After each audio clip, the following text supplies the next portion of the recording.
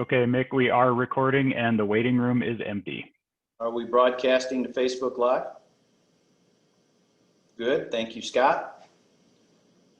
Okay, I want to say thank you very much for everyone who came tonight.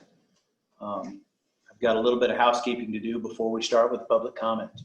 You are going to see me twice there. That's because I have an iPad in the room for folks to use if they want to get up close and personal whenever they speak. They don't have to, but you'll get a front and a side from me, and that's about twice as much as I want to be on. My name is Mick Thomas. I'm the hearing officer in this hearing for, I think it's 2020 OGR-01-001 regarding the spacing hearing for Snake River Oil and Gas. The location, the 300-acre section around the Fallon 110 well. We held the hearing today, and it started off pretty good. Technologically, there were some problems, but the Zoom hearing actually went very well. We were able to conclude that hearing today, and I, as the hearing officer, will provide an order by September 13th on this decision. That said, I wanted there to be a public comment period for folks to come out and share their thoughts and any information they would like.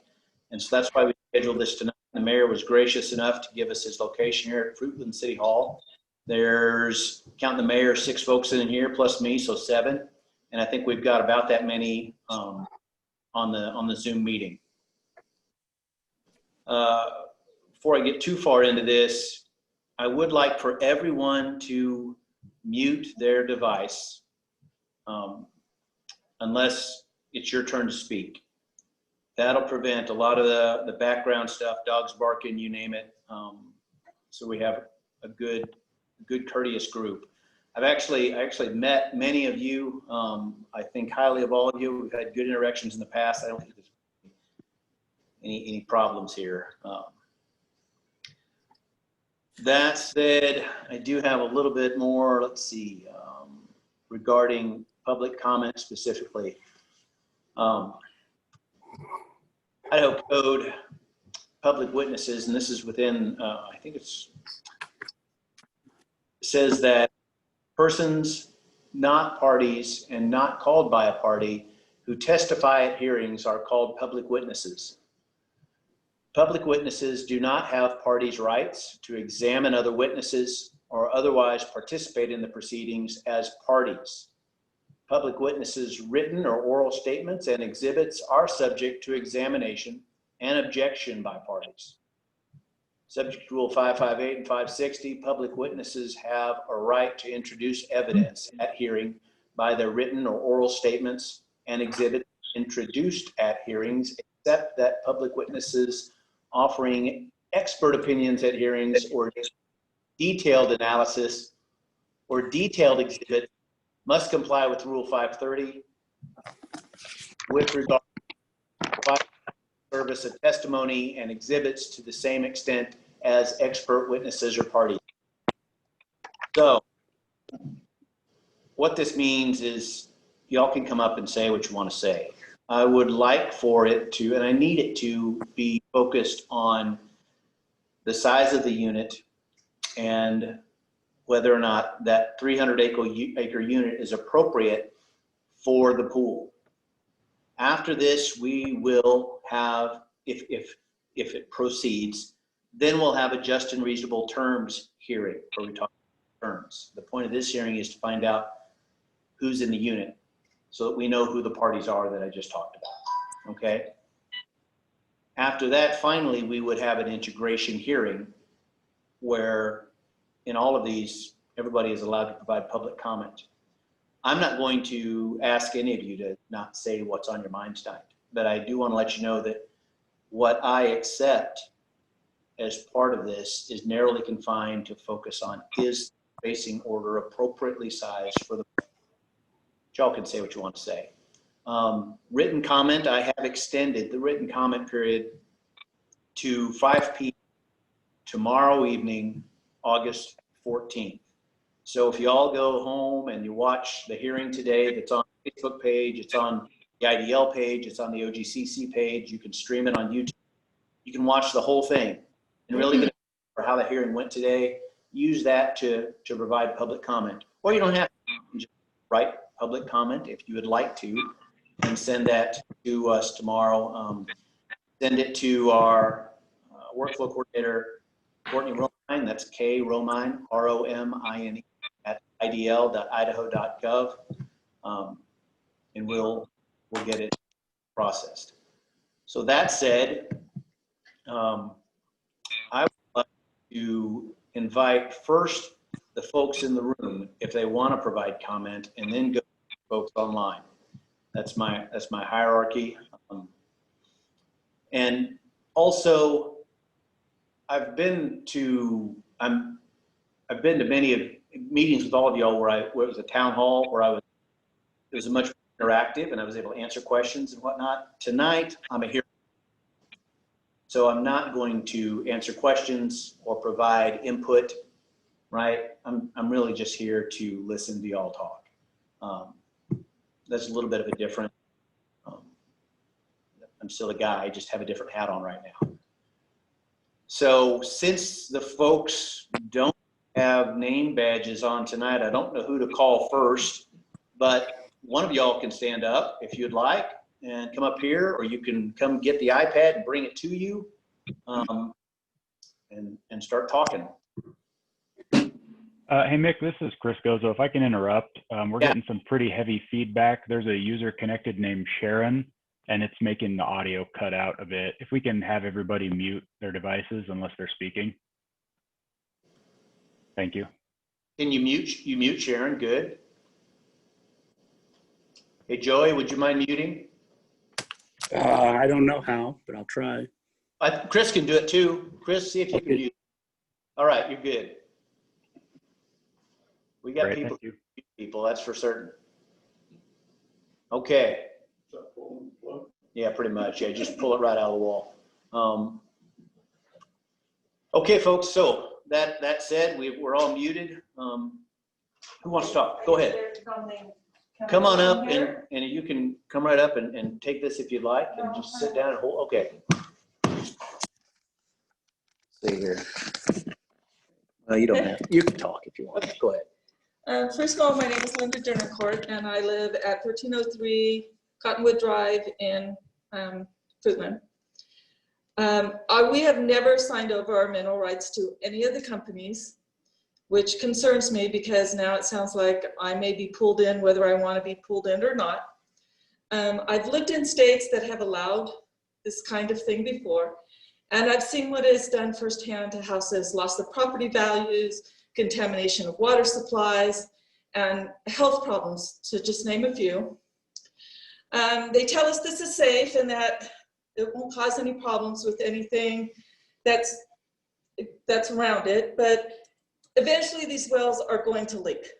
We all know that eventually they will. It may not be in our lifetimes, it may not be in our children's lifetimes, but it may be in our grandchildren's lifetimes, our great-grandchildren's lifetimes. Is this the legacy we really want to leave to them? We all are here because we love this place. We love the nature, we love the streams. Do we really want to jeopardize them from inheriting from us what we love? Governor Little has been on television a lot. He has a commercial going right now for the forest management.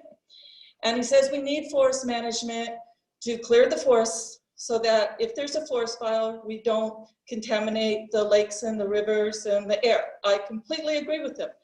We should forest management, but has anybody thought about the contamination to the air, the rivers, the lakes, where these wells are? We're right next to the Payette River. We're under the Payette River with the lines, and we're right next to the water treatment plant for the city of Fruitland. These are my concerns. I've seen what's happened with PG&E in California.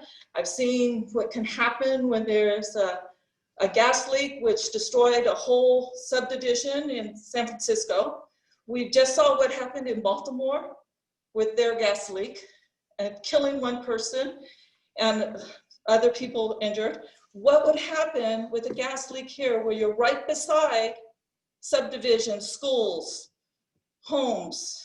It just seems like having something like this in the middle of a city with all the city action going around, if something happens, how many people may be killed? How many people are going to be hurt? How many people are going to lose their properties? And who do you go to?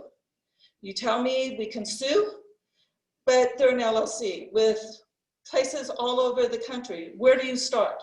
And are they going to do just like PG&E does? You just go file bankruptcy and then you have to deal with the bankruptcy court. I have friends that houses burnt down in the fire, the first fires in California. They're still dealing with the bankruptcy court trying to get it resolved. I don't know.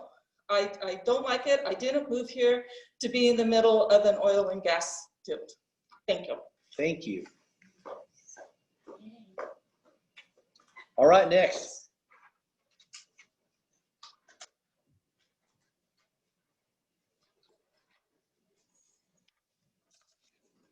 My name is Roxy Tolbert, and I'm speaking on behalf of my husband, Bill, and myself. We own a home in Northview Ranch where we own our mineral rights and will never willingly sell or sign them over.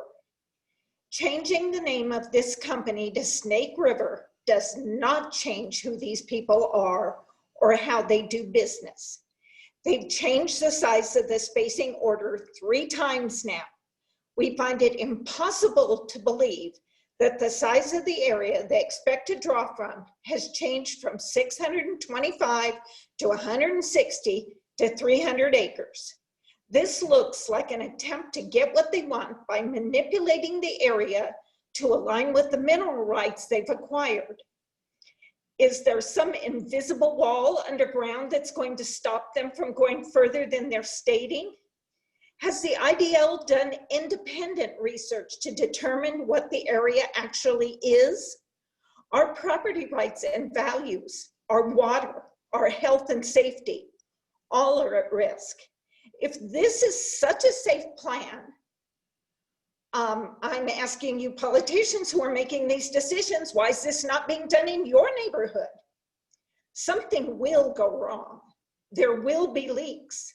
That's a given. If not now, then in the future. It doesn't take much research into the history of this kind of drilling to prove that. Are you willing to sacrifice us and the future of our children? Why, given their history of lying to homeowners to try and trick them into signing over their mineral rights, name changes, bankruptcy, not paying royalties, fines imposed for illegal acts, etc., and the fact that they keep changing the spacing order, are you so eager to do business with these people? Would you buy a house built by a company with this kind of history for your personal use? Would you go into business personally with a company with this history? Why are you so eager to sacrifice our properties, our water, our lives? I would have to question whether it's a lack of mental stability or a lack of any kind of moral code, which would lead you to even consider risking our beautiful state and the health and well-being of its citizens for the sake of lining their pockets. Do the right thing and kill this application and refuse to seriously consider drilling for gas and oil here with this unreliable company, and for that matter, any other. Thank you. Thank you, Roxy.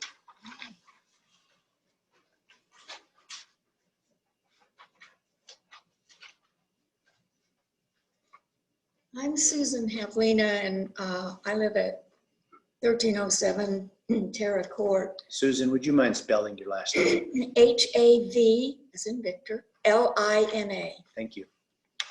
And I'm so, I'm feeling a little overwhelmed with gratitude to these 2 women who spoke so clearly and wonderfully about how I'm feeling about this process of kind of ruining our lifestyle here in our beautiful Fruitland area.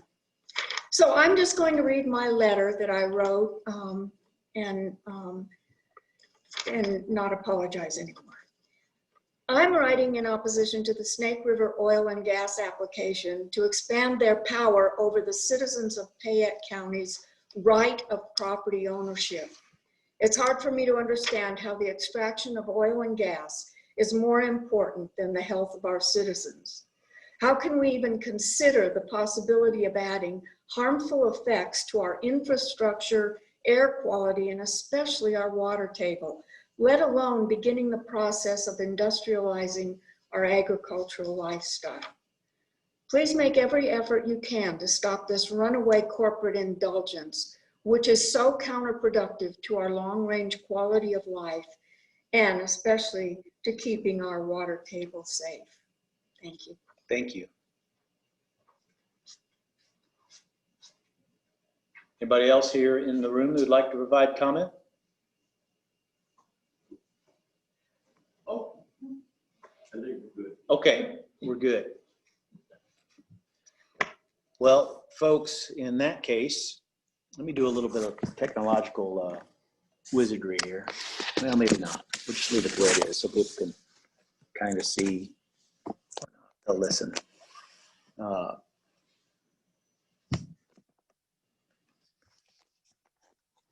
Best laid plans every time. Well, it's the ceiling, so that's what we get to see. Just because of who is in order on my screen is how I'm picking them. There's nothing, that's it. So in my upper right-hand corner, just past the ceiling lights, is Miss Shelley Brock. And so, Shelley, if you don't mind unmuting and providing comment, I would appreciate it. Thank you. It's good to see you. Yeah, thank you, Mick. My name is Shelley Brock. That's B-R-O-C-K.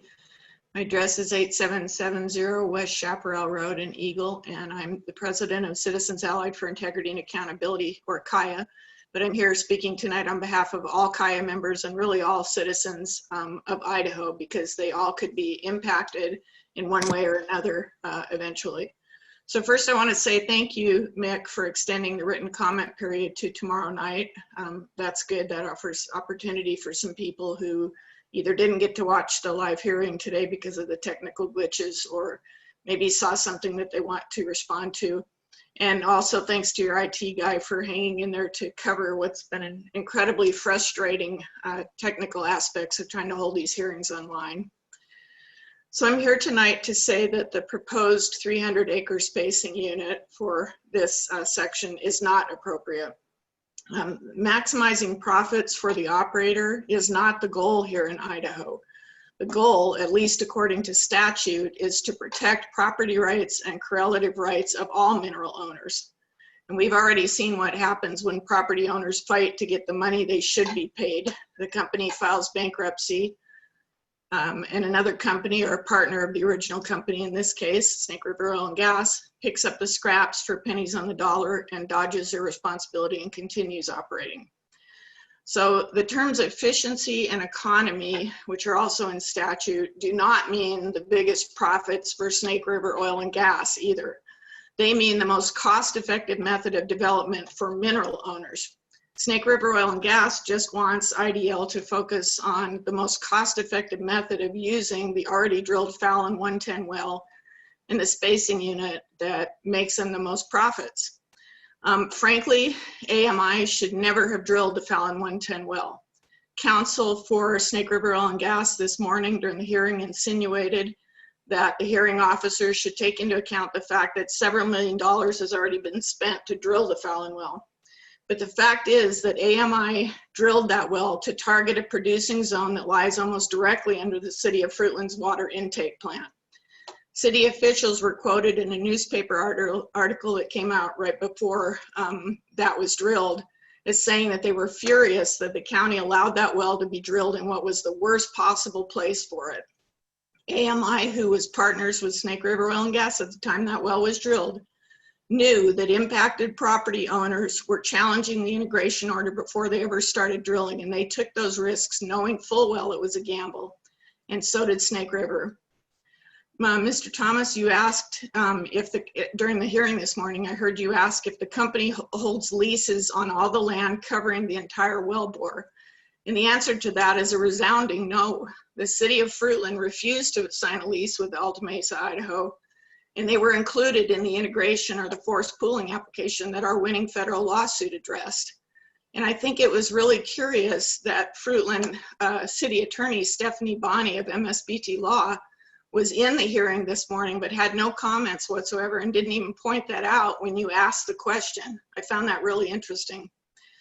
IDL should not base your decisions about property rights on the bad conduct of AMI deciding to drill while a legal challenge was still pending. And you should feel even less obligated to Snake River Oil and Gas, which bought the well for a pittance from the bankruptcy estate of AMI. The spacing unit should cover all of the land underlying the pool, including that little piece that's outside of it on the east that our attorney referenced this morning. And what about the folks who signed oil and gas leases with AMI within the original 620 acres? Are they just SOL now? That's a big question in my mind. So you should rule, IDL should rule, that a single well that can produce from the entire pool should have been drilled in the first place. This is the only way to maximize the correlative rights of all mineral owners. The testimony I heard this morning and the exhibits that were submitted make it clear that this is a crapshoot. It's really just their best guess based on data they have about where the pool lies and where they should draw the boundaries of who gets paid and who doesn't. They even admitted, their expert even admitted that the data is faulty, quote, and this was in the written material it was submitted to. It said that the core samples and the logs don't match and that the porosity was overestimated. So if I'm interpreting that statement correctly, that means that there's even a less likely chance that hydrocarbons, or there's even less hydrocarbons down there to recover than they had first estimated and based their drilling permit for the Fallon well on. One of the experts also testified that there's 40% water saturation of sands. So that means that massive amounts of waste and produce water are going to be pulled up out of that well containing benzene, toluene, xylene, et cetera, a whole bunch of toxic hazardous chemicals, BTEC chemicals, all of which present a risk when they're hauled and disposed of. And all of those chemicals, along with methane and other volatile gases, could end up in the Fruitland water system and the Payette River itself if and when that casing leaks. The industry itself admits that this happens in about 6% of the wells right when they're drilled. So it may have already happened on the Fallon well. A much higher percentage leak over the next few years. And over time, virtually all of these wells will leak because casings crack and the metal piping inside of it corrodes and rusts. We know that. This is industry's own admission. It doesn't matter how carefully they're regulated or constructed. James Allen this morning stated that the reservoir is high porosity and permeability, and he estimates they'll be able to recover about 48% of the hydrocarbons in that reservoir. Well, I did a little bit of research after that, and the industry statistics show that typical gas fields yield between 50 and 80% recovery rate. So this indicates to me just what we've been saying for years, that with the kind of geology we have here in Idaho, it's much more difficult and expensive to extract these hydrocarbons. So you've got to ask yourself, as all of us are, is it worth risking the water supply and public health for the Fruitland community and potentially everyone downstream by producing this well where it now sits? Another expert this morning said it's, quote, difficult to find well placement in Fruitland because of all the new development there. Mr. Christian, attorney for Snake River Oil and Gas, said that they had to use directional drilling because surface ownership makes it too hard to drill elsewhere. Well, what does that tell us? It tells me that drilling shouldn't be taking place in residential areas and on the banks of our rivers.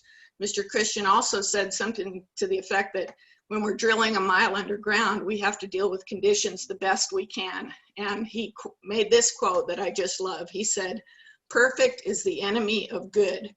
Well, what we have here is neither perfect nor good for anybody except Snake River Oil and Gas and their 9 out-of-state partners who stand to profit from producing that well. For the citizens that live near this well and will be directly impacted in various ways, it is not even okay, much less good or perfect. For those reasons, I would ask that you deny this application. Thank you. Thank you, Ms. Brock. I'll let her mute. I think she's going to try to. There we go. Again, next, I have a gentleman, and it comes up Philly, F-H-I-L-I. Can you unmute and Chris, unmute him and have him state his full name for us? It's Philip Hendrickson. I don't have any public comments. I have written my letter, and I'm just listening in for the information today, so I have no public comment. Thank you, Mr. Hendrickson. I appreciate that. Nick, this is Chris. We had somebody new join named Sue. Can I ask that she mute her microphone, please? Oh, thank you. Or if she doesn't, you can mute her if you can. Or did she come in via phone? She came into the waiting room recently, and she's unmuted, and I was hearing some background noise. Do you have the ability to mute her? I can. Go ahead. Okay. Now coming back to Joey's iPhone. Joey, do you have any comment? And if you do, give your full name. My name, excuse me, my name's Joey Ishida. I speak along with my wife tonight. I'll start with the letter I wrote. We continue to oppose the expansion of oil and gas production in Piatt County and mostly around the populated area in and around the city of Fruitland. Within a few miles of our house, we have 3 wells, all of which have had problems. We hear talk of trouble with the Fallon well. We hear that they have shut down the Tracy well, and currently we are having to drill, there's talk about having to drill a second well within feet of the Barlow well. Do we have faith in this industry when it comes to protecting our air, water, and land? Now we hear about decreasing the spacing in an area from 640 acres to around 300 acres. Haven't we already established regulations to govern this? The Idaho Oil and Gas Commission's job is to regulate. This means enforcing the rules and regulations that have already been established. Why is the spacing topic even an issue? Is it because Snake River Oil and Gas came to you and said, this is what we want? We ask that the Idaho Oil and Gas Commission stand up for the people of Piatt County and put the protection of our county first. Thank you. Along with that, my daughter has joined us. She's Dana Gross, and I believe she was signed up also, but she was having trouble connecting. So can you fit her in at any time? Thank you, Joey. I appreciate it. If she calls in or comes in, I'll give Chris Gozzo. Yeah, she is currently on my phone, so she's right here. Okay, well, and that's fine too. She can talk. That's okay. Just give her name and go ahead. She can go ahead? Okay. Yeah, he said, okay. Thank you. Thank you for the opportunity to speak. My name is Dana Gross. I live on Northwest 4th Avenue over in Fruitland near the Piatt River. And I speak tonight on behalf of myself and my husband, Jordan Gross. And if it's okay, I'd like to read a response that I wrote today after watching the hearing on Facebook Live this morning. So I'd like to go ahead and read what I wrote. As landowner and farmer on the banks of the Piatt River, my husband and I have concerns about the environmental impact of natural gas exploration and extraction in our area in general. We are particularly concerned about the Fallon well, as we feel that the location is too close to the river, too close to homes, and too close to the city of Fruitland's water supply. Our primary concern about this location is that the river and our city's water supply could potentially become contaminated if anything goes wrong during drilling, extraction, or even transportation of the gases. Furthermore, we have new concerns about the spacing unit, as Snake River Oil and Gas has applied to downsize the unit to only 300 acres.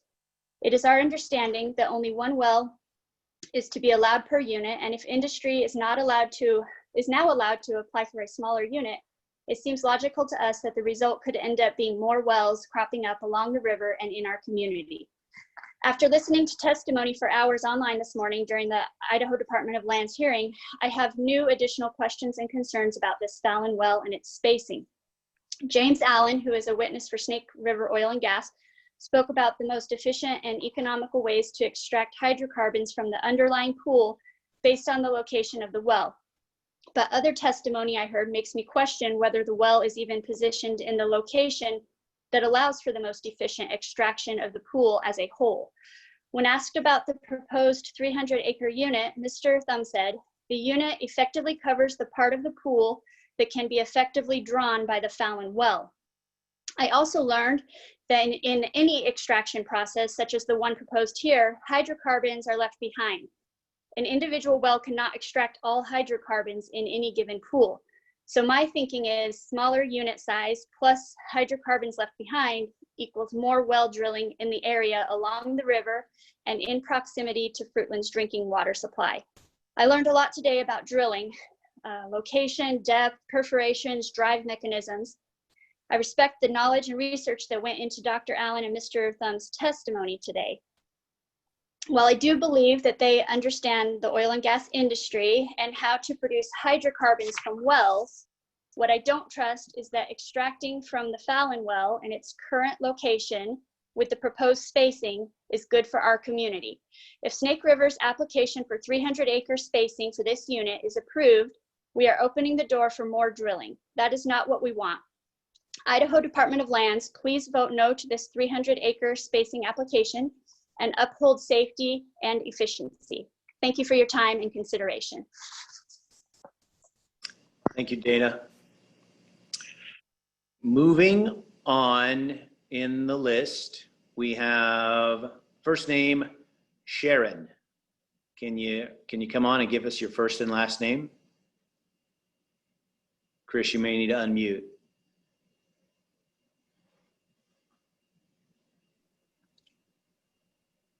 Okay, Mick, I've gone ahead and requested her to unmute, and she should be unmuted now. She is. Sharon, can you Okay. hear? I can hear you, Mick. Can you hear me? Yeah, you're solid. Sharon, what's your first and last name, and would you like to provide testimony or Yes. comment? Yes, I would. Okay. My name is Sharon Simmons.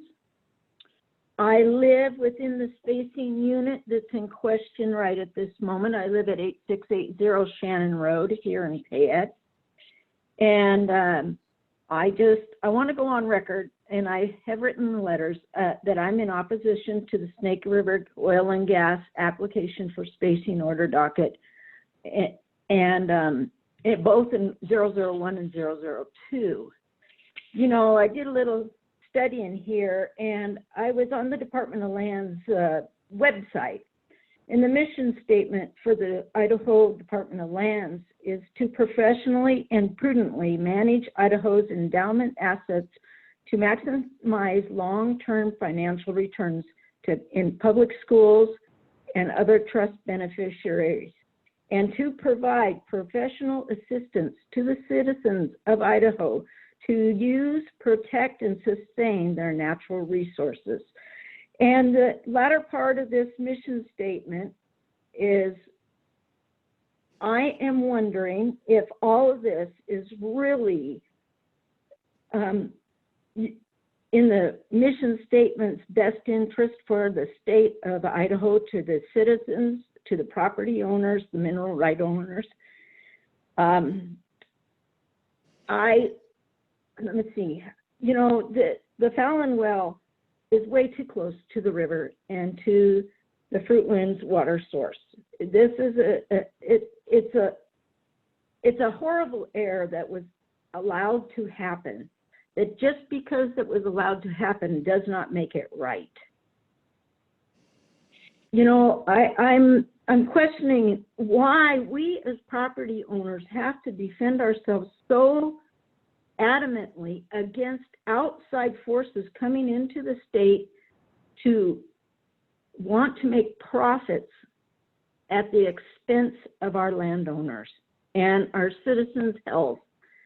And going by all the information that's been presented, in time, whether the casings and all that are put in correctly, in time they do fail.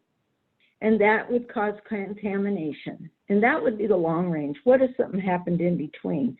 You know, and who is going to guarantee, since the state is, if they allow this to happen, it's not just the oil and gas company, it's the state too.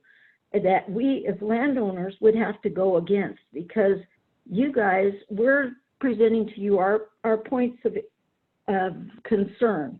And if you guys vote to allow this oil and gas industry to basically take over our area of our state and our minerals, then I put you right in the same bark as them, unfortunately.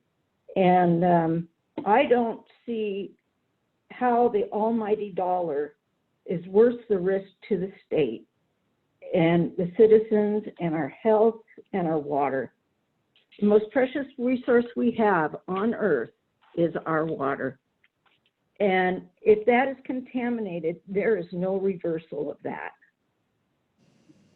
You know, all the people that have the authority to make a decision on this for the interest of the state as citizens, I don't know if they live in this area. Do they live in the area that's immediately impacted?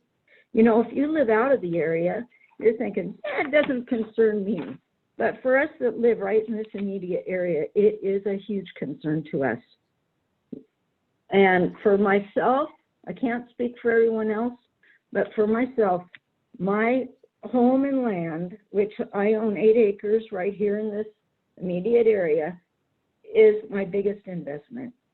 And if that is taken away from me, I don't really know where to go. But I do know one thing, we'll go down fighting. And I'm sure that there will be others that would join me in this. I just want the oil or the Department of Lands to remember you're to provide professional assistance to the citizens of Idaho to use, protect, and sustain their natural resources. And I'm praying that the state will listen to the citizens when they make this decision about Snake River oil and gas, how they have come into our area, and not this whole the whole area that this has been going on, the oil and gas industry has violated their own written rules, and they've been allowed to get away with it with minimal fines. And basically, that is how construction works. They figure out, let's do it, and we'll worry about the consequences later. But we will get it in, and we will get that through, so it is there. I know my family's in construction, and they use some of the same lower standards that I don't particularly care for. But please listen to the citizens and our concerns. Thank you for your time. That's all I have to say. Bye. Thank you, Sharon. I appreciate that. Chris is going to mute Sharon, and then he's going to unmute, I think it's Julie Fugate.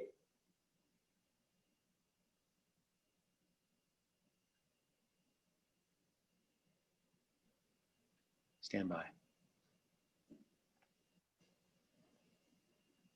Okay, I've asked her to unmute. Okay, she should be ready. Yes, so I'm here. Hi, Julie. First and last name, will you be providing comment? Yes, Julie Fugate, F-U-G-A-T-E. Thank you for the opportunity to speak this evening. I appreciate that. Our governor has received substantial donations from Alta Mesa and other oil and gas entities, and is personally involved, along with his family, in ongoing oil and gas activities here. All 3 District 9 reps have also taken substantial donations from Alta Mesa. Our Payette County commissioners have chosen not to protect the citizens, with more than 1 commissioner having signed oil and gas leases. It is public record that Mark Shigita has signed oil and gas leases with the same operators he's charged with regulating, a direct conflict of interest while being a county commissioner and on the board of the Idaho Oil and Gas Conservation Commission. Not only have the county commissioners not stepped up, they have threatened to sue the Fruitland City Council for passing a solid, protective oil and gas ordinance that covers the impact zone. Unbelievable. Finally, we have the Idaho Department of Lands pushing hard and fast to have the Fallon well in production. Why? There are ongoing issues related to bankruptcy, and now we have 9 additional owners. I would like information in regards to IDL employees and their ownership of shares with AM Idaho and Snake River Oil and Gas. I want to make the following points. Snake River Oil and Gas just wants the spacing unit that makes the maximum profits. Maximum profits are not the goal here in Idaho. The goal is to protect property rights of all mineral owners. AM Idaho have never drilled the Fallon well. They knew there was an integration order being challenged before they ever started drilling, and they took that risk. The spacing unit should cover all the land underlying the pool, and IDL should direct that a single well that can produce from the entire pool be drilled. That is the only way to maximize the rights of all mineral owners. Why are we letting out-of-state companies come here, extract our resources, exploit and anger the vast majority of citizens they have done business with, endanger our beautiful state, and then leave? Help me understand about my rights, or should I say non-rights, as a property owner and citizen of Idaho. This is not the time to approve an application. Wake up and start doing the job citizens pay you to do, which is protecting our rights instead of this untrustworthy industry with a proven negative track record. Thank you.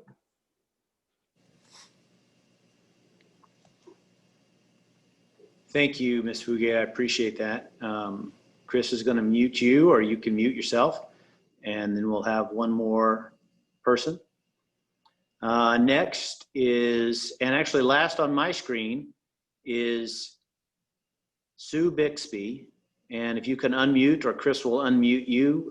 If you'd like to provide comment, please state your name and then comment, but let's make sure you're unmuted first.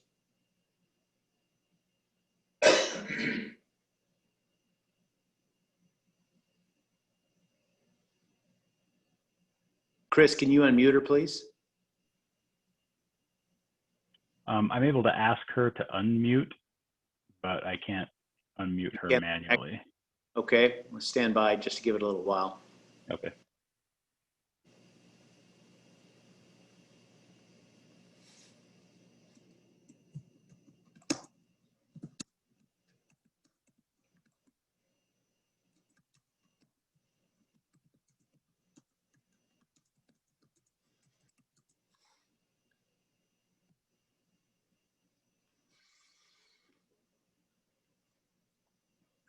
Okay, well, Aha, got the right button. that's right, it's a little exciting. The technological day I've had has been less than spectacular.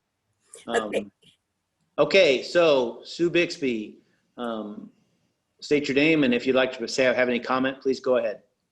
My name is Sue Bixby. I reside in the city of Fruitland, county of Payette. And I am very concerned with what's going on in our Payette County. There's wells being drilled within 300 foot of our river, and future wells are proposed to be drilled within 300 feet of our river. They say they're going to go down 120 feet at the Barlow well through our upper table of water source. Our wells in the residential areas and farmlands are within that 120 feet. So what's going to happen? We run this little drill rig down there. What's it going to do to our surface waters, our well waters? What's it going to do to it? It's going to contaminate it because you're using chemicals to drill down. You're using our water source to drill down, and all of that polluted water that you have created is then expelled onto our soils, which coats our soils and restricts it for any vegetation in the future. I would like the city or the council, Department of Gas and Oil, and the Department of Lands to pay attention to what's going on in our county, in our state. Don't sacrifice the people for the dollars of an outside oil company coming in, trenching up, digging up, plugging holes. forgetting to plug them, filling their money sacks, and running back to Texas, filing filing a bankruptcy case, which allows them to not be responsible for any liabilities here in our state. I fear that Snake River is going to do the same thing that we've seen Alta Mesa and High Mesa and Sierra Mesa and Underground Mesa. They're all in the same pot. All they do is reach down and say, okay, Alta Mesa, I'm going to trade you over for High Mesa. And now we're down to Snake River. They're all in the same fishbowl, and they all have the same fish holder. I wished that our representatives, our oil and gas people, and our land and oil people would look at the regulations, make sure they're enforced, and if they are not protecting the citizens, rewrite them to protect them. I realize that when they were set up, our state did not have a lot of knowledge about how to control oil and gas. We are a farmland. And I would wish and really beg you to go over the regulations and enforce them. But keep in mind, we have a beautiful state.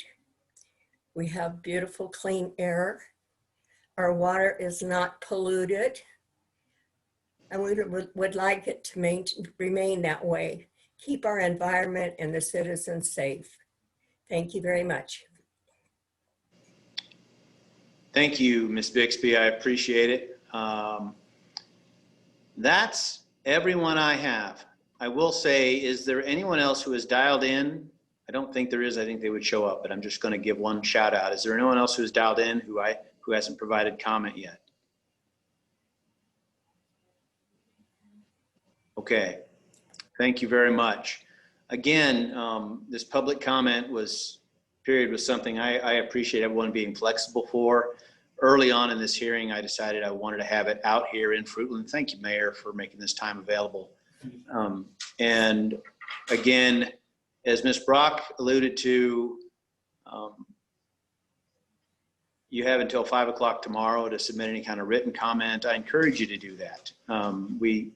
We want the comments whenever we can. Thank you very much for this. And again, I'm the hearing officer, and we'll go forward from there. I'll give an order by the end of the day on September 13th. And with that, Chris or Scott or whoever's the host of this meeting, go ahead and hit the end button.